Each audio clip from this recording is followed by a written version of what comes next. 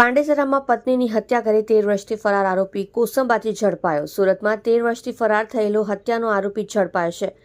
પાંડેસરા વિસ્તારમાં 13 વર્ષ પહેલા પત્નીની હત્યા કરી હતી। આરોપી બબલુ રામબાબુ કેવટને કોસંબા ખાતેથી ઝડપી લેવાયો છે।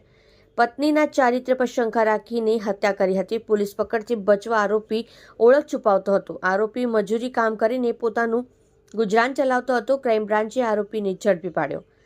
સુરતના પાંડેસરા વિસ્તારમાં પત્નીના ચારિત્ર્ય પર શંકા રાખી તેની હત્યા કરનારો પતિ છેલ્લા 13 વર્ષથી પોલીસ પકડથી દૂર હતો। સુરત ક્રાઇમ બ્રાન્ચે આરોપી બબલુ કેવટને કોસંબાથી ઝડપી લીધો હતો। વર્ષ 2014માં આરોપીએ પોતાની પત્નીની હત્યા કરી હતી અને ત્યારબાદ ફરાર થઈ ગયો હતો। આરોપી પોલીસ પકડથી બચવા માટે પોતાના અલગ અલગ નામના આધાર કાર્ડ બનાવી ઓળખ છુપાવતો હતો। તે મજૂરી કરીને પોતાનું ગુજરાન ચલાવતો હતો। હાલ ક્રાઇમ બ્રાન્ચે આરોપીને ઝડપીને તેનો કબજો પાંડેસરા પોલીસને સોંપવાની તજવીજ હાથ ધરી છે। આપ જોઈ રહ્યા છો ગુજરાતની સૌથી પહેલા ખબર આપતી Surat express news channel director Rajesh મંગલેની સાથે।